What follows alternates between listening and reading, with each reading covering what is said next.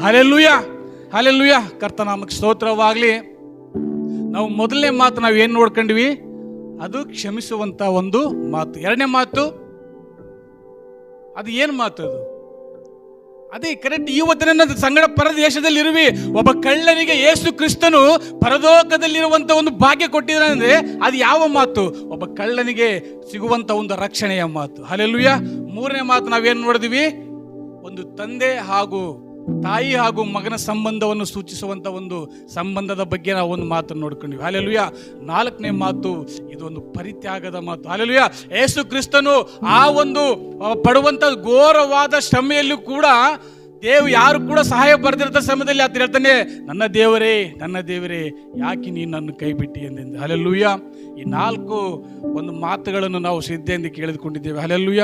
ಖಂಡಿತವಾಗಿ ಹೇಳಿದಂಥ ಪ್ರತಿಯೊಬ್ಬರು ಕೂಡ ಸತ್ಯವೇದವನ್ನು ಒಂದಲ್ಲ ಮೂರು ಸಲ ನಾಲ್ಕು ಸಲ ನಾವು ಏನು ಹೇಳ್ಬೇಕಂತೇಳಿ ತಿರುಗಿಸಿ ಓದಿ ಕಲಿತು, ಅಂದರೆ ದಾಹ ಕಲಿತು ನೀವು ಬಂದಿಲ್ಲ ದೇವರ ಕೃಪೆಯಿಂದ ಇಲ್ಲಿ ಹೇಳಿಕ್ಕಾಗುವಂತೆ ದೇವರು ಕೊಟ್ಟಂತ ಒಂದು ಕೃಪೆಗೆ ಸ್ತೋತ್ರ ಸಲ್ಲಿಸ್ತಾ ಇದ್ದೇನೆ. ಈಗ ಐದನೇ ಮಾತು ನಾವು ವಾಕ್ಯದಲ್ಲಿ ನೋಡ್ಕೊಳ್ಳೋಣ. ಯೋಹಾನನು ಬರೆದ ವಾರ್ತೆ 19ನೇ ಅಧ್ಯಾಯ 28ನೇ ವಚನವನ್ನು. ಇದಾದ ಮೇಲೆ ಯೇಸು ಈಗ ಎಲ್ಲಾ ತೀರಿತೆಂದು ತಿಳಿದು ಶಾಸ್ತ್ರದ ಮಾತು ನೆರವೇರುವಂತೆ ನನಗೆ ನೀರಡಿಕೆ ಆಗಿದೆ ಅಂದನು. Hallelujah, hallelujah. ಇಲ್ಲಿ ಯೇಸು ಕ್ರಿಸ್ತನು ಹೇಳುತ್ತಾನೆ 5ನೇ ಮಾತಿನಲ್ಲಿ, ಇದಲ್ಲದೆ ಎಲ್ಲಾ ತೀರಿತೆಂದು ತಿಳಿದು ಶಾಸ್ತ್ರದ ಮಾತು ನೆರವೇರುವಂತೆ ನನಗೆ ನೀರಡಿಕೆ ಆಗಿದೆ ಅಂದನು. Hallelujah, hallelujah. ಯಾಕೆ ಯೇಸು ಕ್ರಿಸ್ತನು ಇಲ್ಲಿ ನೀರಡಿಕೆ ಆಗಿದೆ ಅಂತಂತೇಳಿ ಹೇಳ್ತಾ ಇದ್ದೇನೆ? ಹಲ್ಲೆಲೂಯ.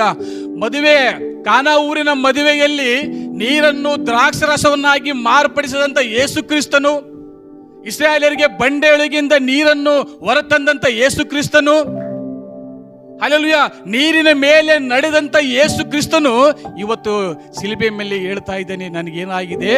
ದಾಹವಾಗಿದೆ. Hallelujah, hallelujah. ನಾವು ಈ ದಾಹ ಎಂತಂತ ನೋಡುವಾಗ ಯೇಸು ಕ್ರಿಸ್ತನು ಶಾರೀರಿಕವಾಗಿ ಕೂಡ ಆತನು ದಾಹವಾಗಿದ್ದನು, ಅದೇ ರೀತಿಯಲ್ಲಿ ಆತ್ಮಿಕವಾಗಿ ಕೂಡ ಆತನು ದಾಹಗೊಂಡಿದ್ದನು. ಹಲ್ಲೆಲೂಯ. ಯಾಕಂದ್ರೆ ಯೇಸು ಕ್ರಿಸ್ತನು ನಾವು ನೋಡುವುದಾದ್ರೆ ಶರೀರದಲ್ಲಿ ಆತನು 100ರಷ್ಟು ಮಾನವನೂ ಆಗಿದ್ದನು, ಅದೇ ಪ್ರಕಾರ ಆತನು 100ರಷ್ಟು ಆತನು ದೇವಕುಮಾರನಾಗಿದ್ದನು. ಹಲ್ಲೆಲೂಯ. ಆತನು ಆ ಕೊಡುವಂತ ಚಿತ್ರಹಿಂಸೆಯನ್ನು ತೆಗೆದು ಅಥವಾ ಎಲ್ಲವನ್ನು ಸಹಿಸಿಕೊಂಡು ಆತನು ಶಾರೀರಿಕವಾಗಿ ಕೂಡ ದಾಹಗೊಂಡಿದ್ದನು, ಅದೇ ರೀತಿಯಲ್ಲಿ ಆತನು ಆತ್ಮಿಕವಾಗಿ ಕೂಡ ದಾಹಗೊಂಡಿದ್ದನು. Hallelujah, hallelujah. ದೇವರ ನಾಮಕ್ಕೆ ಸ್ತೋತ್ರವಾಗಲಿ. ನಾವು ಅಧ್ಯಾಯವನ್ನು ಇನ್ನೊಂದ್ಸಲಿ ಓದೋಣ. 19ನೇ ಅಧ್ಯಾಯ 28ನೇ ವಚನ. ಯೋಹಾನ. ಇದಾದ ಮೇಲೆ ಯೇಸು, ಸರಿಯಾಗಿ ಸ್ವಲ್ಪ ಹೊತ್ತು ಹೇಳ್ತೇನೆ, ಸ್ವಲ್ಪ ಸರಿಯಾದ ರೀತಿಯಲ್ಲಿ ಗಮನ ಇಟ್ಟು ಕೇಳಿ. ಇದಾದ ಮೇಲೆ ಯೇಸು ಈಗ ಎಲ್ಲಾ ತೀರಿತೆಂದು ತಿಳಿದು ಏನು ಆತ ಪಟ್ಟಂತ ಕಷ್ಟ, ಆತ ಆದಂತ ಅವಮಾನ, ಆತನಿಗೆ ಆದಂತ ಶರೀರ ಗಾಯಗಳು ಎಲ್ಲ ಮುಗಿತವೆ. ಇನ್ನೇನು ಸ್ವಲ್ಪ ಸಮಯದಲ್ಲಿ ಆತನ ಆತ್ಮವು ದೇವರಿಗೆ ಒಪ್ಪಿಸಲ್ಪಡುವಂತ ಸಮಯ ಹತ್ತಿರವಾಗಿದೆ ಎಂದು ತಿಳಿದು ಆತನ ಏನ್ ಹೇಳ್ತಾನೆ, ನನಗೆ ದಾಹವಾಗಿದೆ ಅಂತ. Hallelujah, hallelujah. ದೇವರ ನಾಮಕ್ಕೆ ಸ್ತೋತ್ರವಾಗ್ಲಿ. ನಾವು ಅದೇ ಯೋಹಾನನು ಬರೆಸುವ ವಾರ್ತೆ 13ನೇ ಅಧ್ಯಾಯ 1ನೇ ವಚನವನ್ನು ನಾವು ಓದೋಣ ಈ ಸಮಯದಲ್ಲಿ ಬೇಗ. ಪಸ್ಕ ದಿನದ ಹಬ್ಬದ ಮುಂದಿನವಾಗಿ ಯೇಸು ತಾನು ಈ ಲೋಕವನ್ನು ಬಿಟ್ಟು ತಂದೆಯ ಬಳಿಗೆ ಹೋಗಬೇಕಾದ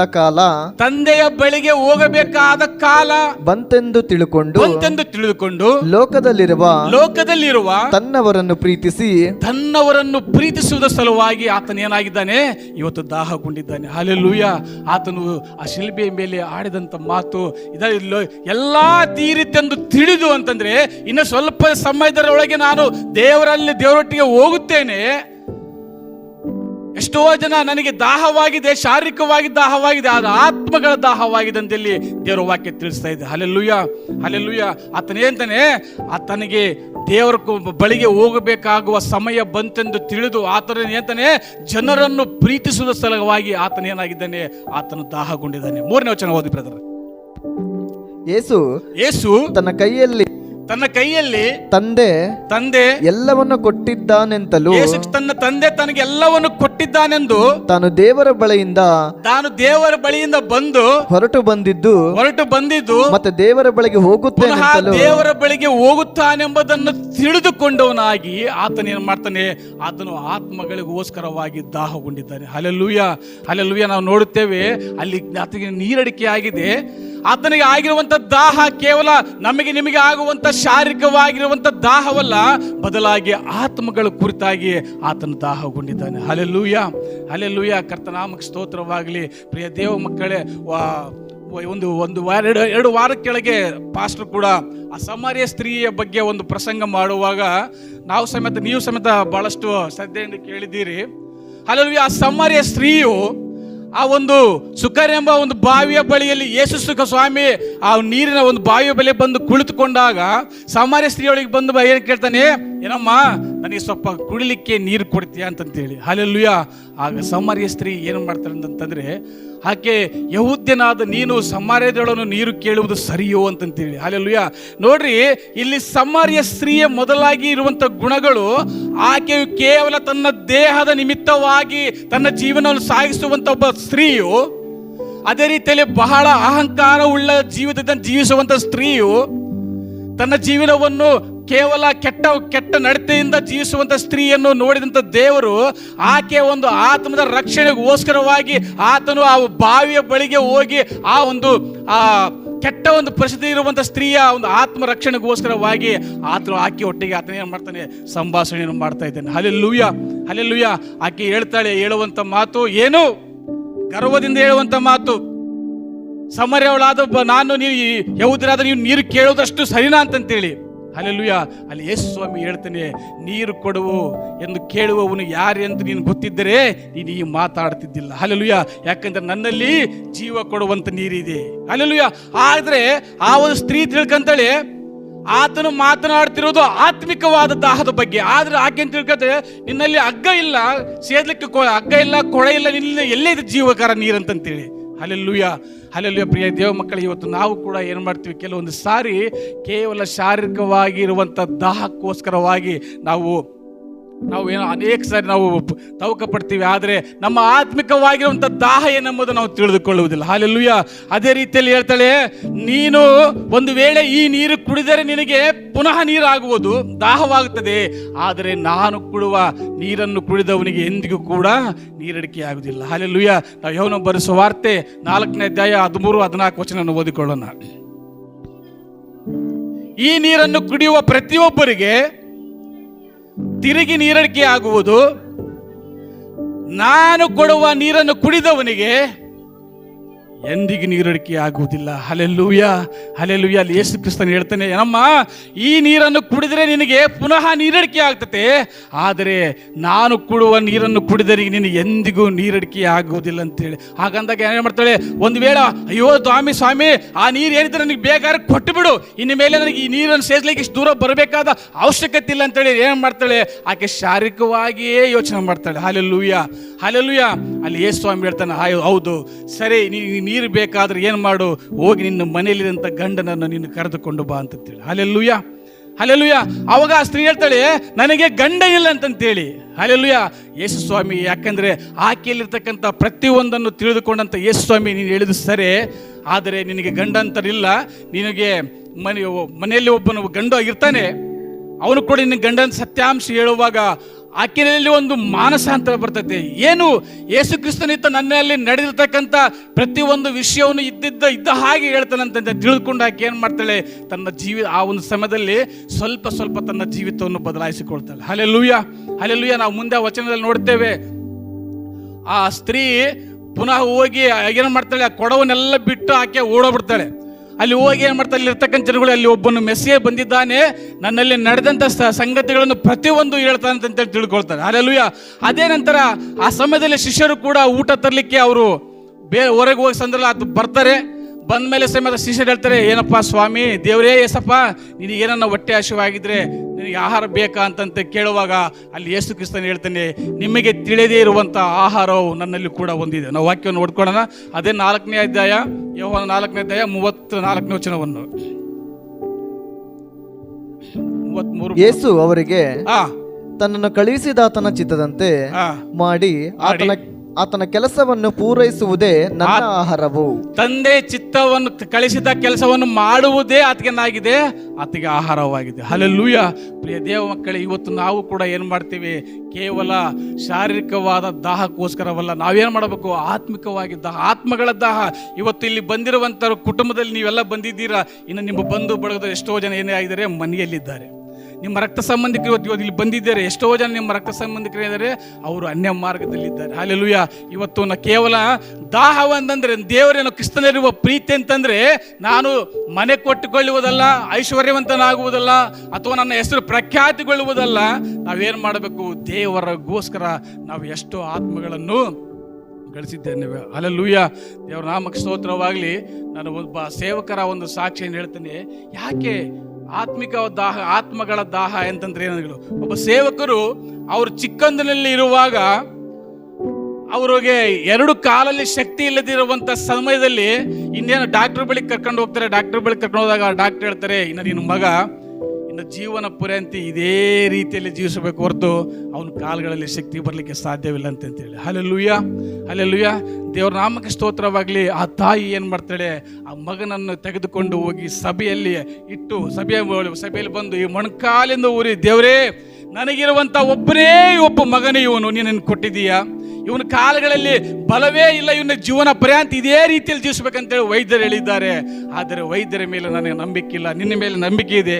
ನಾನು ಮೊಣಕಾಲು ಊರಿ ಪ್ರಾರ್ಥನೆ ಮಾಡ್ತೇನೆ, ಒಂದು ವೇಳೆ ಇವನ ಕಾಲಗಳಲ್ಲಿ ಶಕ್ತಿ ಬರುವುದಾದರೆ ನಾನು ಇವನನ್ನು ಸಂಪೂರ್ಣವಾಗಿ ನಿನ್ನ ಸೇವೆಗೆ ಸಮರ್ಪಿಸಿ ಕೊಡ್ತೇನೆ ಅಂತೇಳಿ ಆ ತಾಯಿ ಮೊಣಕಾಲು ಊರಿ ಪ್ರಾರ್ಥನೆ ಮಾಡುವಾಗ ಕರ್ತನು ಆಕೆಯ ಪ್ರಾರ್ಥನೆಯನ್ನು ಕೇಳಿ ಏನು ಮಾಡ್ತಾನೆ, ಆ ಮಗನ ಕಾಲುಗಳಲ್ಲಿ ಶಕ್ತಿ ಬರುವಂತ ಮಾಡ್ತಾನೆ. Hallelujah, hallelujah. ಒಂದು ದಿನ ಆ ಮಗನು ಏನಾಗ್ತಾನೆ, ದೊಡ್ಡವನಾಗ್ತಾನೆ, ಪ್ರಾಯಕ್ಕೆ ಬರ್ತಾನೆ. ಪ್ರಾಯಕ್ಕೆ ಬಂದ ನಂತರ ಏನು ಮಾಡ್ತಾನೆ, ತನ್ನ ತಾಯಿ ಅರ್ಪಣೆ ಮಾಡಿದ ಪ್ರಕಾರ ಅವನು ನಡೆಯದೆ ತಾಯಿಗೆ ವಿರೋಧವಾಗಿ ಅತಿರೇಕವಾದ ಮಾರ್ಗದಲ್ಲಿ ಅವನು ಜೀವನ ಮಾಡಕ್ಕೆ ಹೋಗ್ತಾನೆ. ಹಲ್ಲೆಲೂಯ. ಪ್ರಾಪಂಚಿಕವಾದ ವಿಷಯಗಳಲ್ಲಿ ಅವನು ನೆಲೆದು ಅವನು ಹೇಳ್ತಾನೆ, ಒಂದು ದಿನ ಅವನು ತನ್ನ ಮನಸ್ಸಿಗೆ ನಾನು ಮಾಡುವ ಕಾರ್ಯ ತಪ್ಪು, ನಾನು ನಡೆಯುವಂಥ ದಾರಿ ತಪ್ಪು, ನನ್ನ ತಾಯಿ ಸಮರ್ಪಿಸಿ ಕೊಟ್ಟದ್ದು ದೇವರ ಸೇವೆಗೆ ಅಂತೇಳಿ, ಆದರೆ ಇವತ್ತು ನಾನೇನಾಗಿದ್ದೇನೆ, ಪಾಪಿಯಾಗಿ ಜೀವಿಸ್ತಾ ಇದ್ದೇನೆ ಅಂತೇಳಿ ತಿಳಿದುಕೊಂಡು ಇನ್ನು ಇರಬಾರ್ದು ನಾನು, ಯಾಕಂದರೆ ದೇವರಿಗೆ ಸಮರ್ಪಣೆ ಮಾಡಿಕೊಟ್ಟಂತ ನಾನು ಇವತ್ತು ದ್ರೋಹಿಯಾಗಿ ನಾನು ಜೀವಿಸ್ತಾ ಇದ್ದೇನೆ. ಇನ್ನು ಮುಂದೆ ನಾನು ಎಷ್ಟು ಮಾತ್ರಕ್ಕೂ ಈ ಲೋಕದಲ್ಲಿ ಬದುಕಲು ನನಗೆ ಅರ್ಹತೆನೇ ಇಲ್ಲ, ನಾನು ಸಾಯ್ಬೇಕಂತೇಳಿ ಅವನು ಏನು ಮಾಡ್ತಾನೆ, ಆ ರೈಲು ಬರುವಂಥ ಒಂದು ಮಾರ್ಗದಲ್ಲಿ ಎದುರಾಗಿ ಹೋಗ್ತಾ ಇರ್ತಾನೆ. ಯಾಕಂದರೆ ನನ್ನ ತಾಯಿ ಪಟ್ಟಂಥ ಶ್ರಮ ಇವತ್ತು ವ್ಯರ್ಥವಾಯಿತು, ಇನ್ನು ಬದುಕಬೇಡ ಅಂತೇಳಿ ಆ ಬರುವಂಥ ಟ್ರೈನಿಗೆ ಇವನು ಏನಾಗ್ತಾನೆ, ಅಡ್ಡ ಹೋಗಿ ಸಾಯ್ಬೇಕಂತ ಯೋಚನೆ ಮಾಡ್ತಾನೆ. ಹಲ್ಲೆಲೂಯ. ಅದು ಅವ್ರ ಮನೆ ಮುಂದೆನೇ ಒಂದು ರೈಲ್ವೆ ಟ್ರ್ಯಾಕ್ ಇರ್ತದೆ. ಹಲ್ಲೆಲೂಯ. ಆ ರೈಲು ಬರ್ತಾ ಇದೆ, ಇವನು ನಡೆದುಕೊಂಡು ಹೋಗ್ತಾ ಇದ್ದಾನೆ. ಒಂದು ಕಡೆ ಅವ್ರ ತಾಯಿಯನ್ನು ನೋಡ್ತಾನೆ. ಹಲ್ಲೆಲೂಯ.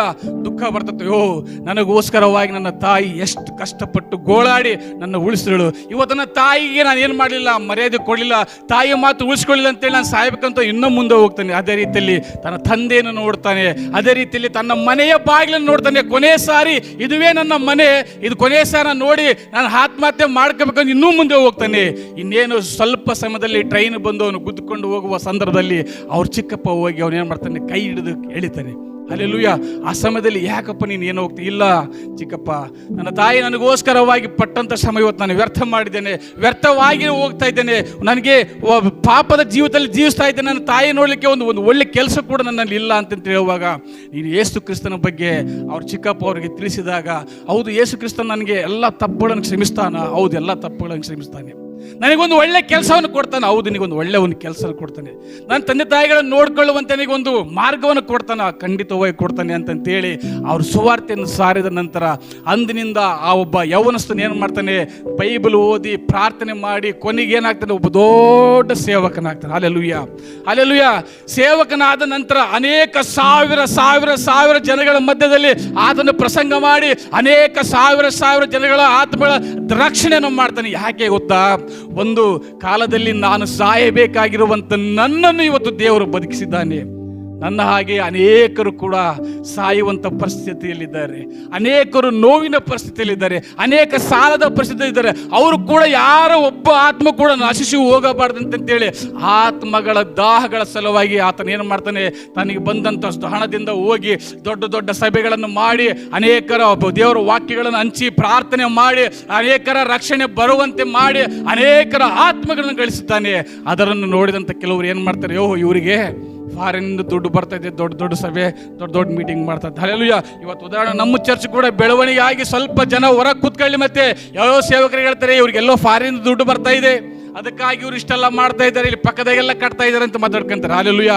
ಅವ್ರು ಹೇಳ್ತಾರೆ, ದೇವರು ನನಗೆ ಕೊಟ್ಟಂತ ಕೆಲಸ, ಅದರಲ್ಲಿ ಬರುವಂತ ಹಣದಿಂದನೇ ನಾನೇನು ಮಾಡ್ತಾ ಇದ್ದೇನೆ, ಇವತ್ತು ನಾನು ಆತ್ಮಗಳ ರಕ್ಷಣೆಗೋಸ್ಕರ ನಾನು ತವಕ ಪಡ್ತಾ ಇದ್ದೇನೆ. ಹಲ್ಲೆಲೂಯಾ.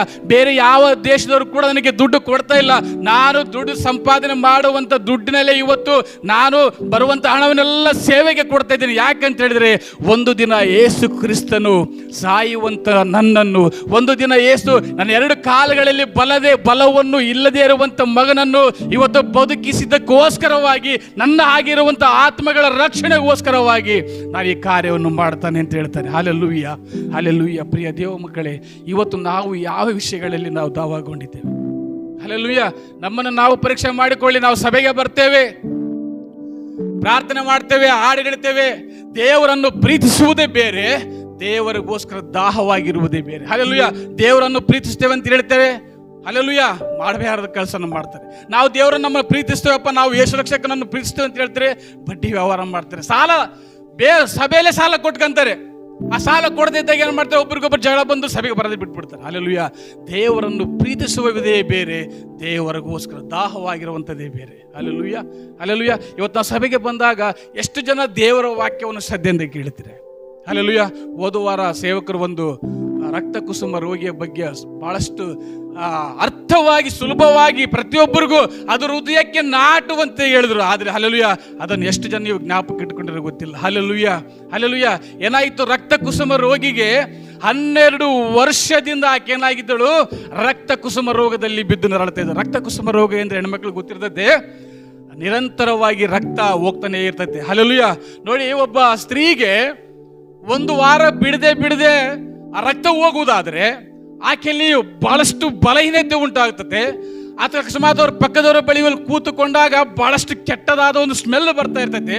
ಈ ರೀತಿ ಅನೇಕ ರೀತಿಯಲ್ಲಿ ಆಕೆ ಒಂದಲ್ಲ ಎರಡಲ್ಲ 12 ವರ್ಷಗಳಿಂದ ಏನು ಮಾಡ್ತಾ ಇರ್ತಾಳೆ, ಆ ಒಂದು ರಕ್ತ ಕುಸುಮ ರೋಗದಲ್ಲಿ ಬಿದ್ದು ನರಳ್ತಾ ಇರ್ತಾಳೆ. ಆಕೆಯ ವೇದನೆ 12 ವರ್ಷದಲ್ಲಿ ಪಟ್ಟಂತ ವೇದನೆ, ಒಂದು ಕಡೆ ರಕ್ತಸ್ರಾವವಾದರೆ ಒಂದು ಕಡೆ ಸ್ವಂತದವರೇ ಆಕೆಗೆ ಅನೇಕ ರೀತಿಯಲ್ಲಿ ವಂಚನೆ ಮಾಡ್ತಿರ್ತಾರೆ. ಹಲ್ಲೆಲೂಯಾ. ಮಾಟ ಮಂತ್ರಗಳ ಬಳಿಗೆ ಹೋಗಿರ್ತಾರೆ, ದೊಡ್ಡ ದೊಡ್ಡ ವೈದ್ಯರ ಬಳಿಗೆಲ್ಲ ಹೋಗಿರ್ತಾರೆ. ಅದರ ನಿಮಿತ್ತವಾಗಿ ಸಾಕಷ್ಟು ಹಣವನ್ನೆಲ್ಲ ಆಕೆ ಏನು ಮಾಡ್ತಾರೆ, ಕಳ್ಕೊಂಡಿರ್ತಾರೆ. ಹಲ್ಲೆಲೂಯಾ. ಆಕೆ ಯಾವಾಗ ಯೇಸು ಕ್ರಿಸ್ತನ ಬಗ್ಗೆ ಕೇಳಿಸಿಕೊಂಡಳು, ಏನಂತಾರೆ, ಒಂದು ವಾರ ಪಾಸ್ಟರ್ ಹೇಳಿದ್ರು, ಮೊದಲಾಗಿ ನಾವು ದೇವರ ವಾಕ್ಯಗಳನ್ನು ಕೇಳಿಸಿಕೊಳ್ಳಬೇಕು. ನಾವು ದೇವರ ವಾಕ್ಯವನ್ನು ಕೇಳಿಸಿಕೊಂಡಾಗ ಮಾತ್ರವೇ ಆ ದೇವರ ವಾಕ್ಯದ ಮೇಲೆ ನಮಗೇನು ಬರ್ತದೆ, ನಂಬಿಕೆ ಬರ್ತದೆ. ಪ್ರಿಯ ದೇವ ಮಕ್ಕಳೇ, ಇವತ್ತು ಸೇವಕರು ಕೂಡ ಈಗ ಅನೇಕ ಸಾರಿ ಅವರಿಗೆ ನಮ್ಮ ಸಭೆಯಲ್ಲಿ ಅನೇಕ ಒಂದು ತರಬೇತಿಗಳನ್ನು ಕೂಡ ಮಾಡ್ತಾ ಇದ್ದಾರೆ. ಹಲ್ಲೆಲೂಯಾ. ಯಾಕೆ ಅವರು ತರಬೇತಿಗೆ ಮಾಡಿ ಕೇವಲ ತಮ್ಮ ಹೆಸರನ್ನು ಪ್ರಖ್ಯಾತಿಗೆ ತೆಗೆದುಕೊಳ್ಳೋದಕ್ಕೋಸ್ಕರ ಅಲ್ಲ, ಅನೇಕ ಆತ್ಮಗಳು ನಶಿಸಿ ಹೋಗುವಂಥ ಆತ್ಮಗಳಿವೆ. ಆ ಆತ್ಮಗಳಿಗೆ ಸುವಾರ್ತೆ ಸಾರಲಿಕ್ಕೆ ಬೇಕಾಗುವ ಒಂದು ಕೆಪಾಸಿಟಿ, ಅಂದರೆ ಒಂದು ಸಾಮರ್ಥ್ಯ ಇಲ್ಲಿರುವಂಥ ಯೌವನಸ್ಥರಿಗೆ ತುಂಬಿ ಆ ಕಾರ್ಯವನ್ನು ಮಾಡಿ ನಶಿಸಿ ಹೋಗುವ ಆತ್ಮಗಳ ರಕ್ಷಣೆಗೋಸ್ಕರ ಅವರು ದಾಹವಾಗಿದ್ದಾರೆ. Hallelujah, hallelujah. ಇವತ್ತು ನಾವೇನು ಮಾಡ್ತಾ ಇದ್ದೇವೆ, ಅದನ್ನು ಕಳೆದುಕೊಳ್ತಾ ಇದ್ದೇವೆ. ಹಲ್ಲೆಲೂಯಾ. ಆ ಸೇವಕರ ನಾನು ಕ್ಷಮಾಪಣೆ ಕೇಳ್ತೇನೆ. ಯಾಕಂದರೆ ನಾವು ನನ್ನಲ್ಲಿ ಬೈಕ್ ಇರುವಾಗ ಬಿಸಿಲಲ್ಲಾಗಿಲ್ಲ ನಾನು ಬಂದು ಆ ಕ್ಲಾಸ್ ಅಟೆಂಡ್ ಮಾಡಿ ಹೋಗ್ತಾ ಇದ್ದೆ. ಇವತ್ತು ದೇವರೇನು ಕಾರ್ ಕೊಟ್ಟಿದ್ದಾನೆ, ಆದರೆ ಕೆಲವೊಂದು ಸಾರಿ ಬರ್ಲಿಕ್ಕೆ ಆಗ್ತಾ ಇಲ್ಲ, ಯಾಕೆಂದರೆ ಶೋಧನೆ. Hallelujah, hallelujah. ನಾನು ನಿಜವಾಗ್ಲೂ ನಾನು ಮನಸ್ಪೂರ್ವಕವಾಗಿ ನಾನು ಸೇವಕರ ಹತ್ರ ನಾನು ಕ್ಷಮಾಪಣೆ ಕೇಳ್ತೇನೆ. ಒಂದು 2-3 ವಾರ ನನಗೆ ಬರ್ಲಿಕ್ಕೆ ಆಗ್ತಾ ಇಲ್ಲ. ನಾನು ಅನ್ಕೊಂತೀನಿ, ಕೆಲವು ಸಾರಿ ಯೋಚನೆ ಮಾಡ್ತೀನಿ, ಹೌದಲ್ಲ, ಇಷ್ಟೆಲ್ಲ ಕಾರ್ಯಗಳು ಸೇವಕರು ಯಾಕೆ ಮಾಡಬೇಕು? ಇವ್ರಿಗೆ ಹೆಂಗೋ ಸಭೆಗೆ ಜನ ಬರ್ತಾರೆ, ಕಾಣಿಕೆ ಬರ್ತಾ ಇದೆ, ದಶಮ ಭಾಗ ಬರ್ತಾ ಇದೆ, ಆಡ್ತಾರೆ, ವಾಕ್ಯ ಹೇಳ್ತಾರೆ, ನಾವು ಆರಾಮಾಗಿರ್ಬೋದು ಅಂತಲೇ ಇರ್ಬೋದಿತ್ತಲ್ಲ. ಆದರೆ ಅವ್ರು ಮಾಡುವಂಥ ಯೋಚನೆ ಕೇವಲ ಮನುಷ್ಯರನ್ನು ಮೆಚ್ಚಿಸುವಂಥ ಕಾರ್ಯವಲ್ಲ, ಮನುಷ್ಯರಿಗೂ ಮುಂದೆ ತಮ್ಮನ್ನು ಹೆಚ್ಚಿಸಿಕೊಳ್ಳುವಂಥ ಕಾರ್ಯವಲ್ಲ. ದೇವರ ಆತ್ಮಗಳ ದಾಹ ಅವರಲ್ಲಿ ಇರುವುದರಿಂದ ಇವತ್ತು ನಮ್ಮ ಸೇವಕರು ಕೂಡ ಆ ಕಾರ್ಯವನ್ನು ಮಾಡ್ತಾ ಇದ್ದಾರೆ. ಪ್ರಿಯ ದೇವ ಮಕ್ಕಳೇ, ಒಂದು ವೇಳೆ ಆತ್ಮಗಳ ದಾಹ ಅವರಲ್ಲಿ ಇಲ್ಲದಿದ್ದರೆ ಅನೇಕ ರೀತಿಯ ತರಬೇತಿ ಕಾರ್ಯಗಳನ್ನು ಮಾಡ್ತಾ ಇರಲಿಲ್ಲ. ಇಲ್ಲಿ ಒಂದು ಕಟ್ಟಡ ಕಟ್ತಾ ಇದೆ. Hallelujah, hallelujah. ಇದು ಯಾರು? ನಿಮ್ಮ ಮಕ್ಕಳಿಗೋಸ್ಕರ. ಈ ಚಿಕ್ಕದಲ್ಲಿ ಇರುವಾಗಲೇ ನಿಮ್ಮ ಮಕ್ಕಳು ದೇವರ ವಾಕ್ಯದಲ್ಲಿ ಅವರು ಬೆಳೆಯುವುದಾದರೆ ಅವರು ಕೂಡ ದೇವರ ಮಾರ್ಗದಲ್ಲಿ ನಡಿಬೇಕೆನ್ನುವ ಒಂದು ದಾಹಕ್ಕೋಸ್ಕರ ಸೇವಕರು ಕೂಡ ಇಷ್ಟೆಲ್ಲ ಕಾರ್ಯಗಳನ್ನು ಮಾಡ್ತಾ ಇದ್ದಾರೆ. ಹಲ್ಲೆಲೂಯಾ. ನಾನು ದೇವರ ವಾಕ್ಯದಲ್ಲಿ ಅನೇಕ ವಿಷಯಗಳನ್ನು ನಾನು ನಿಮ್ಮ ಮುಂದೆ ಹೇಳ್ಬೇಕಂತೇಳಿ ನಾನು ಬಹಳಷ್ಟು ಆಸಕ್ತಿಯಿಂದ ಬಂದೆ. ಆದರೆ ಸಮಯ ಕಡಿಮೆ ಇರುವುದರಿಂದ ನಿಮಗೆ ಸುಲಭವಾಗಿ ಅರ್ಥವಾಗುವ ರೀತಿಯಲ್ಲಿ ನಾನು ನಿಮಗೆ ಹೇಳ್ತೇನೆ. ಹಲ್ಲೆಲೂಯಾ. ಯಾಕಂದ್ರೆ ನಾವು ಸಭೆಗೆ ಬರ್ತೇವೆ, ಹಾಡ್ತೇವೆ, ಚಪ್ಪಳೆ ತರ್ತೇವೆ, ಕಾಣಿಕೆ ಕೊಡ್ತೇವೆ. ಕೇವಲ ಕಾಣಿಕೆ ಕೊಡುವುದು ಕೊಟ್ಟರೆ ಮಾತ್ರ ನಿನ್ನ ಕಾರ್ಯ ಮುಗಿಯಲ್ಲ. ಇಲ್ಲಿ ಬಂದು ಆರಾಧನೆ ಮಾಡಿದ್ರೆ ಮಾತ್ರ ನಿನ್ನ ಕಾರ್ಯ ಮುಗಿಯಲ್ಲ. ಅಥವಾ ಚರ್ಚೆಗೋಸ್ಕರ ನಾನು ಏನೋ ಕೆಲಸ ಮಾಡ್ತಂದ್ರೆ ಮುಗಿಯಲ್ಲ. ನಿನ್ನಲ್ಲಿ ದೇವರ ವಾಕ್ಯಕ್ಕೋಸ್ಕರ ನಿನ್ನಲ್ಲಿ ಎಷ್ಟು ದಾಹವಿದೆ. ಹಲ್ಲೆಲೂಯಾ. ದೇವರ ಸೇವೆಗೋಸ್ಕರ ನಿನ್ನಲ್ಲಿರುವಂಥ ದಾಹವೇನು, ದೇವರ ಸೇವೆಗೋಸ್ಕರ ನೀನು ಮಾಡುವಂಥ ದಾಹ ಏನೆಂಬುದನ್ನು ನಮ್ಮನ್ನು ನಾವು ಅರ್ಥಕೊಂಡಿರ್ಬೇಕು. Hallelujah, hallelujah. ಪ್ರಿಯ ದೇವ ಮಕ್ಕಳೇ, ಇವತ್ತು ಸಭೆಯಲ್ಲಿ ನೀವು ಬಂದಿದ್ದೀರಾ. ತಾಯಿ ಬಂದರೆ ಮಕ್ಕಳು ಬಂದಿಲ್ಲ, ಮಕ್ಕಳು ಬಂದರೆ ತಾಯಿ ಬಂದಿಲ್ಲ. ಹಲ್ಲೆಲೂಯಾ. ಇವತ್ತು ತಂದೆ ಮಕ್ಕಳು ಎಲ್ಲ ಬಂದು ಕೂಡ ನಿಮ್ಮ ನೆರೆಯವರು ಲೋಕದಲ್ಲಿ ಬಹಳಷ್ಟು ಜನ ಹಂಗೆ ಇದ್ದಾರೆ. ನನ್ನ ಹೆಂಡತಿ ವಸಂತ, ನನ್ನ ಹೆಂಡತಿಯ ಒಂದು ಕತೆ ಹೇಳುದು. ಹಲ್ಲೆಲೂಯಾ. ಸತ್ಯವಾದ ಘಟನೆ. ಇನ್ನು 10 ನಿಮಿಷ ಅಷ್ಟೇ. ನನ್ನ ಮನೆ ಹಿಂದೆ ಇರುವಂತ ಒಬ್ಬ ಸಹೋದರ, ನನಗೆ ಪರಿಚಯ ಇರುವಂತ ಸಹೋದರ, ಸೇವಕರು ಕೂಡ ಅವ್ರು ಗೊತ್ತು. ದುರ್ಗದಲ್ಲಿ ಹೋಗಿದ್ದೇವೆ. ಅವ್ರ ತಂದೆ ಬಂದ. ಮಗನಿಗೆ ತಂದೆಗೆ ಮನಸ್ತಾಪ ಇದೆ. ತಂದೆ ಎಷ್ಟಾದ್ರೂ ತಂದೆನೆ. ಹಲ್ಲೆಲೂಯಾ. ಮಗನ ಬಗ್ಗೆ ನನ್ನ ಮುಂದೆ ಬಂದ ಒಂದು ಅರ್ಧ ಗಂಟೆ ನನ್ನ ಸಂಭಾಷಣೆ, ನಂದು ಅವ್ರದ್ದು ಅರ್ಧ ಗಂಟೆ ಹೇಳ್ತಾರೆ, ನೋಡಪ್ಪ, ನನ್ನ ಮಾತು ಕೇಳಿದ್ರೆ ನನ್ನ ಮಗ ಯಾಕೆ ಇನ್ನೊಬ್ಬರ ಹತ್ರ ಹೋಗಿ ಬೇರೆ ಹತ್ರ ಕೆಲಸ ಮಾಡಬೇಕಿತ್ತು? ನನ್ನ ಮಾತು ಎಷ್ಟು ಹೇಳಿದ್ರು ಕೇಳ್ತಿಲ್ಲ. ನನ್ನ ಮಗನ ಮೇಲೆ ನನಗೆ ಆಸೆ ಐತೆ, ಇನ್ನೊಬ್ಬರ ಬಳಿ ಹೋಗಿ ಅವ್ನು ಕೆಲಸ ಮಾಡಬಾರ್ದು ಎಂಬುದು ನನಗೆ ಆಸೆ ಐತೆ. ಆದ್ರೂ ಅವ್ನು ನನ್ನ ಮಾತು ಕೇಳ್ತಾ ಇಲ್ಲ ಅಂತಂತಿಲ್ಲ. Hallelujah, hallelujah.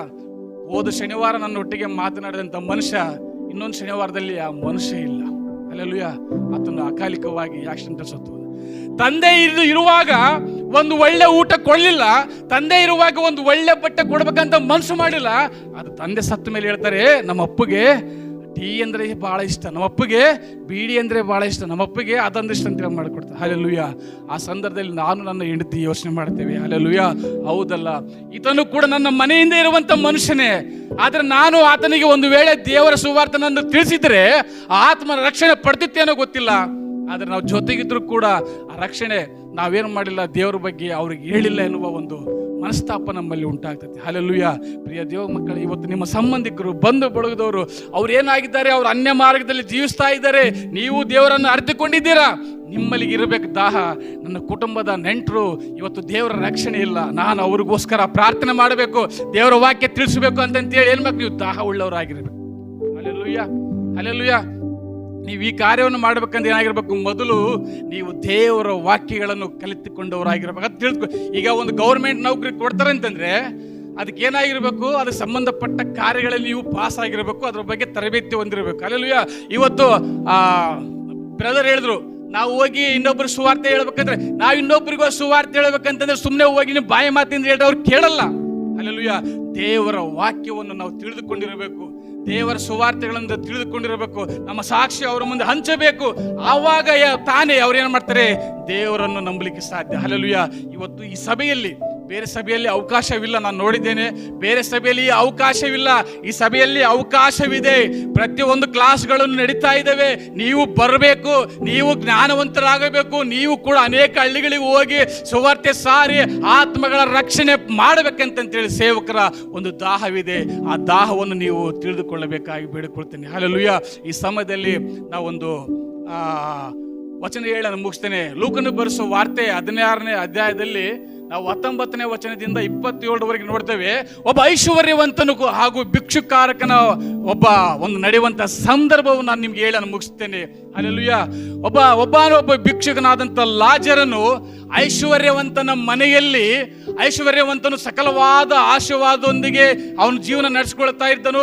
ಅವನು ಊಟ ಮಾಡುವಂತ ಮೇಜಿನಿಂದ ಬೀಳುವಂತ ಒಂದು ತುತ್ತನ್ನವನ್ನು ತಿನ್ನಬೇಕಂತ ಹೇಳಿದಂತ ಆ ಭಿಕ್ಷುಕನಾದಂಥ ಲಾಜರನು ಏನ್ ಮಾಡ್ತಾನೆ, ಅವನ ಕೈಯಿಂದ ಬಿರುವಂತ ಆ ಆಹಾರವನ್ನು ಅದು ತಿಂದಾದ್ರೂ ಕೂಡ ನನ್ನ ಹಸಿವನ್ನು ತೀರಿಸಿಕೊಳ್ಳಬೇಕಂತಿರ್ತಾನೆ. ಹಲ್ಲೆಲೂಯಾ. ಈ ರೀತಿ ಇರುವಂಥ ಸಮಯದಲ್ಲಿ ಆ ಭಿಕ್ಷುಕ್ ಸ್ವಲ್ಪ ದಿನವಾದ ನಂತರ ಅವನಿಗೆ ಭಾಳಷ್ಟು ಸತ್ಯವೇದ ಮನೆಯಲ್ಲಿ ಹೋಗಿ ಓದ್ಕೊಳ್ರಿ, ಅವನಿಗೆ ಭಾಳಷ್ಟು ಗಾಯಗಳು ಹುಣ್ಣುಗಳು ಎಲ್ಲ ಆಗಿರ್ತವೆ. ಸ್ವಲ್ಪ ದಿನವಾದ ಮೇಲೆ ಅವನು ಸತ್ತು ಹೋಗ್ತಾನೆ. ಸತ್ತು ಹೋದ ಮೇಲೆ ಅವನು ಏನಾಗ್ತಾನೆ, ನೇರವಾಗಿ ಅಬ್ರಾಹಮನ ಎದೆಗೆ ಅವನು ಹೊರಗೆ ಕಂಡಿರ್ತಾನೆ. Hallelujah, hallelujah. ಅದೇ ರೀತಿಯಲ್ಲಿ ಸ್ವಲ್ಪ ದಿನಗಳಾದ ನಂತರ ಐಶ್ವರ್ಯವಂತನು ಕೂಡ ಸತ್ತು ಹೋಗ್ತಾನಿಗೆ. ಅವನಿಗೆ ಸಂಪ್ರದಾಯ ಪ್ರಕಾರ ಏನೆಲ್ಲ ಆಗಬೇಕು ಎಲ್ಲ ಉತ್ತರ ಕ್ರಿಯೆಗಳು ಆಗ್ತವೆ. ಆದರೆ ಅವನು ಏನಾಗಿರ್ತಾನೆ, ನರಕದಲ್ಲಿ ಹೋಗಿರ್ತಾನೆ. ಹಲ್ಲೆಲೂಯಾ. ಆತನ ಕೇಳ್ತಾನೆ, ಏ ದೇವರೇ, ಯಾಕಪ್ಪ ಆ ಲಾಜರನನ್ನು ಕೆಳದ ಭಾಗದಲ್ಲಿದ್ದರೆ ಅವನು ಅಬ್ರಾಹಮನ ಎದೆಗೆ ಓದಿಕೊಂಡಿದ್ದಾನೆ, ನನಗೆ ಯಾಕೆ ಈ ಘೋರವಾದ ಶಿಕ್ಷೆ ಅಂತಂತೇಳಿ. ಹಲ್ಲೆಲೂಯಾ. ಅವಾಗ ಸ್ವಯಂ ಹೇಳ್ತಾನೆ, ನೀನು ಅನುಭವಿಸಬೇಕಾದ ಒಂದು ಭೋಗವನ್ನು ನೀನು ಲೋಕದಲ್ಲಿರುವಾಗಲೇ ಇಷ್ಟಾನ ಪ್ರಕಾರ ನೀನು ಅನುಭವಿಸಿದ್ದೀ. ಇವನಾದರೂ ಅವನು ನೀತಿವಂತನಾಗಿದ್ದಾನಂತಂತೇಳಿ. ಹಲ್ಲೆಲೂಯಾ. ಅಲ್ಲಿ ಮುಂದೆ ನಾವು ನೋಡುತ್ತೇವೆ, ಅಲ್ಲಿ ನರಕದಲ್ಲಿರುವಂಥ ಮನುಷ್ಯನು ಈ ಒಂದು ವಿಶಾಲ ಸ್ಥಳಕ್ಕೆ ಬರಲು ಅವಕಾಶ ಇಲ್ಲ. ಇಲ್ಲಿರುವಂತರು ಕೂಡ ಅಲ್ಲಿಗೆ ಹೋಗ್ಲಿಕ್ಕೆ ಕೂಡ ಇಲ್ಲಿ ಅವಕಾಶ ಇಲ್ಲ. ಮಧ್ಯೆ ನಮಗೆ ಎರಡರ ಮಧ್ಯೆ ಇದೆ ಒಂದು ಡಂಗೋರ ಏರ್ಪಟ್ಟಾಗಿದೆ. ಅಲ್ಲೆಲ್ಲೂ ಒಂದು ನಿಬಂಧನೆ ಇದೆ. ಅಲ್ಲೆಲ್ಲೂಯಾ. ಅಲ್ಲಿ 27 ವಚನ ಓದ್ರಿ ಬ್ರದರ್. ಆಗ ಅಲ್ಲಿ ಐಶ್ವರ್ಯವಂತ ಹೇಳ್ತಾನೆ, ಹಾಗಾದ್ರೆ ಲಾಜರನನ್ನು ಲಾಜಾರನನ್ನು ನನ್ನ ತಂದೆಯ ಮನೆಗೆ ಕಳಿಸಬೇಕೆಂದು ನನ್ನ ತಂದೆ ಬಳಿಗೆ ಕಳಿಸಬೇಕು, ನಿನ್ನನ್ನು ಬೇಡಿಕೊಳ್ಳುತ್ತೇನೆ. 5 ಮಂದಿ ಅಣ್ಣ ತಮ್ಮಂದಿರಿದ್ದಾರೆ, ನನಗೆ 5 ಮಂದಿ ಅಣ್ಣ ತಮ್ಮಂದಿರಿದ್ದಾರೆ. ಅವರು ಸಹ ಸ್ಥಳಕ್ಕೆ ಬಂದರು, ಈ ಯಾತನೆ ಸ್ಥಳಕ್ಕೆ ಬಂದರು. ಹಲ್ಲೆಲೂಯಾ. ನೋಡಿ, ಐಶ್ವರ್ಯವಂತನು ಏನಾಗಿದ್ದಾನೆ, ನರಕದಲ್ಲಿ ಅವನು ನರಕ ಯಾತನೆ ಅನುಭವಿಸ್ತಾ ಇದ್ದಾನೆ. ಹಲ್ಲೆಲೂಯಾ. ಅವನು ನರಕ ಯಾತ್ರೆ ಅನುಭವಿಸಿದ್ರು ಕೂಡ ಅವನು ಏನ್ ಹೇಳ್ತಾನೆ, ತನ್ನ ತಂದೆ ದೇವರೇ, ಲಾಜರನ್ನ ನನ್ನ ತಂದೆ ಮನೆಗೆ ಕಳಿಸಿಕೊಡು, ನನಗೆ 5 ಜನ ಏನಿದ್ದಾರೆ ಅಣ್ಣ ತಮ್ಮಂದಿದ್ದಾರೆ, ಅವರು ಕೂಡ ಈ ನರಕಕ್ಕೆ ಬರಬಾರದು. ಹಲ್ಲೆಲೂಯಾ. ಅವನಲ್ಲಿ ಏನ್ ನೋಡ್ತೇವೆ, ಆತ್ಮಗಳದ್ದ. ಹಲ್ಲೆಲೂಯಾ. ಇವತ್ತು ನಾವೇನು ಮಾಡ್ತೀವಿ, ನಾವೊಂದು ಮಾತ್ರ ದೇವರ ಆಲಯಕ್ಕೆ ಬಂದು ನಾವೊಂದು ರಕ್ಷಣೆ ಒಂದರ ಸಾಕಪ್ಪ, ಇನ್ನು ಉಳಿಕೆದವರು ಏನನ್ನಾಗಲಿ ಅನ್ನುವುದಲ್ಲ. ಪ್ರತಿಯೊಬ್ಬರು ಕೂಡ ದೇವರ ರಾಜ್ಯಕ್ಕೆ ಬರಬೇಕೆನ್ನುವ ದಾಹ ನಂಬಲ್ಲಿರಬೇಕು. Hallelujah, hallelujah. ಯೇಸು ಕ್ರಿಸ್ತನು ಕೂಡ ಆತನು ಏನಾಗಿದ್ದಾನೆ, ಆತನ ಇದ್ದಂಥ 12 ಶಿಷ್ಯರು ಆತನ ರಾತ್ರಿ ಹಿಡ್ಕೊಡುವ ದಿನದಲ್ಲಿ ಏನು ಮಾಡ್ತಾರೆ, ಯಾರು ಒಬ್ಬರು ಕೂಡ ಇಲ್ಲದಾಗಿ ಓಡೋಗ್ತಾರೆ. ಹಲ್ಲೆಲೂಯಾ. ನಾವು ಮತ್ತಾಯನ ಬರೆಸುವ ವಾರ್ತೆ 22ನೇ ಅಧ್ಯಾಯ 40ನೇ ವಚನದಲ್ಲಿ ನೋಡ್ತೇವೆ, ನೀನು ಆಲಯವನ್ನು ಕಟ್ಟಿ 3 ದಿನದಲ್ಲಿ ಕೆಡಿಸ್ತೇನೆ ಅಂತ ಹೇಳಿದಂತ ದೇವರು ನಿನ್ನನ್ನೇ ನೀನು ರಕ್ಷಿಸಿಕೊಳ್ಳ ಆಗುದಿಲ್ಲ ಅಂತೇಳಿ ಅನೇಕ ರೀತಿಯಲ್ಲಿ ಆತನಿಗೆ ಅವಮಾನ ಮಾಡ್ತಾರೆ. ಹಲ್ಲೆಲೂಯಾ. ಇಷ್ಟೆಲ್ಲ ಅವಮಾನಗಳು ಮಾಡಿದ್ರು ಕೂಡ ಆತನ ಏನಾಗಿದ್ದಾನೆ, ಯಾರಿಗೋಸ್ಕರ ದಾಹಗೊಂಡಿದ್ದಾನೆ. ಅಯ್ಯೋ ನನ್ನ ಮಗನೇ, ನಾನು ನಿನ್ನ ಪ್ರೀತಿಸ್ತಾ ಇದ್ದೇನೆ. ನಾನು ತಂದೆಯ ಬಳಿಗೆ ಹೋಗುವ ಸಮಯ ಹತ್ತಿರವಾಗಿರುವುದರಿಂದ ನಾನು ಇಲ್ಲಿರುವಂಥ ಪ್ರತಿಯೊಬ್ಬರನ್ನು ಕೂಡ ನಾನು ಪ್ರೀತಿಸುವನಾಗಿದ್ದೇನೆ. ನೀನು ದೇವರ ಪ್ರೀತಿಯಲ್ಲಿ ನೀನು ನಡಿಬೇಕಾಗಿ ಆತನೇನಾಗಿದ್ದಾನೆ, ಆತ್ಮಗಳ ವಿಷಯವಾಗಿ ದಾಯಗೊಂಡಿದ್ದಾನೆ. Hallelujah, hallelujah. ಖಂಡಿತವಾಗಿ ಪ್ರಿಯ ದೇವ ಮಕ್ಕಳೇ, ಯೇಸು ಕ್ರಿಸ್ತನು ಆತನು ಆತನ ಸ್ವಲ್ಪ ಸಮಯದಲ್ಲಿ ಆತನು ಮಾಡಿ ತಂದೆ ಕೊಟ್ಟಂತ ಎಲ್ಲ ಕಾರ್ಯವನ್ನು ಮುಗಿಸುವಂತ ಸಮಯ ಹತ್ತಿರ ಬಂದಾಗ ಹೇಳ್ತಾನೆ, ದೇವರೇ ನನಗೆ ದಾಹವಾಗಿದೆ. ಹಲ್ಲೆಲೂಯಾ. ಅಲ್ಲಿ ಅದೇ ಯೋಹಾನ 19:28 ಓದೋದನ್ನ. ಆತನು ಈ ಮಾತುಗಳನ್ನು ಹೇಳಿದ ಮೇಲೆ ಘಟ್ಟ ಇಳಿದು ಹತ್ತಿ ಯೆರೂಸಲೇಮಿಗೆ ಮುಂದೆ ಹೋದನು. 19:28. ಯೇಸು ಈಗ ಎಲ್ಲ ತೀರಿತೆಂದು ತಿಳಿದು ಏನಂತೆ, ಶಾಸ್ತ್ರದ ಮಾತು ನೆರವೇರುವಂತೆ ನನಗೆ ನೀರಡಿಕೆಯಾಗಿದೆ. ಹಲ್ಲೆಲೂಯಾ. ಆತನು ಶಿಲುಬೆಯಲ್ಲಿ ಈ ರೀತಿಯಾಗಿ ನೋವು ಅನುಭವಿಸಬೇಕಂತೇಳಿ, ಈ ರೀತಿ ಶಿಲುಬೆಯಲ್ಲಿ ಆತ ದಾಹವಾಗಿದೆ ಅಂತಂತೇಳಿ ಹೇಳ್ಬೇಕಂತಂತೇಳಿ ಶಾಸ್ತ್ರದಲ್ಲಿ ಬರೆದಿರುವಂಥ ಮಾತು ಒಂದು ಇದೆ. ಅದು ಎಲ್ಲಿ ಅಂತೇಳಿ ಮನೇಲಿ ಓದ್ಕೊಳ್ರಿ. ಕೀರ್ತನೆ 22ನೇ ಅಧ್ಯಾಯ 15ರಿಂದ 18ನೇ ವಚನದಲ್ಲಿ ನೋಡ್ಕೊಳ್ರಿ. ಅದೇ ರೀತಿಯಲ್ಲಿ ಕೀರ್ತನೆ 69ನೇ ಅಧ್ಯಾಯ 21 ವಚನದಲ್ಲಿ ಮನೆಗಳು ಓದ್ಕೊಳ್ರಿ. ಯಾಕಂದ್ರೆ ಆತನು ಪಟ್ಟಂತ ಶ್ರಮ, ಶಾಸ್ತ್ರದಲ್ಲಿ ಬರೆದಲ್ಪಟ್ಟಂತ ಪ್ರತಿಯೊಂದು ಮಾತು ನೆರವೇರುವುದಕ್ಕೋಸ್ಕರವಾಗಿ ಆತನೇನಾಗಿದ್ದಾನೆ, ಆತ್ಮಗಳ ವಿಷಯದಲ್ಲಿ ಆತನು ದಾಹಗೊಂಡಿದ್ದಾನೆ. Hallelujah, hallelujah. ಕರ್ತನಿಗೆ ವಾಕ್ಯವನ್ನು ಆಶೀರ್ವಾದ ಮಾಡಲಿ. ಖಂಡಿತವಾಗಿ ಈ ಒಂದು ಮಾತನ್ನು ಹೇಳಲಿಕ್ಕೆ ಅವಕಾಶ ಕೊಟ್ಟಂತ ಸೇವಕರಿಗೆ ನಾನು ವಂದನೆಯನ್ನು ತಿಳಿಸುತ್ತೇನೆ. ಖಂಡಿತವಾಗಿ ನೀವು ಕೂಡ ಪ್ರತಿಯೊಬ್ಬರು ಆತ್ಮಗಳ ವಿಷಯದಲ್ಲಿ ದಾಹ ಉಳ್ಳವರಾಗಿರಬೇಕಾಗಿ ಕೇಳಿಕೊಳ್ತೇನೆ.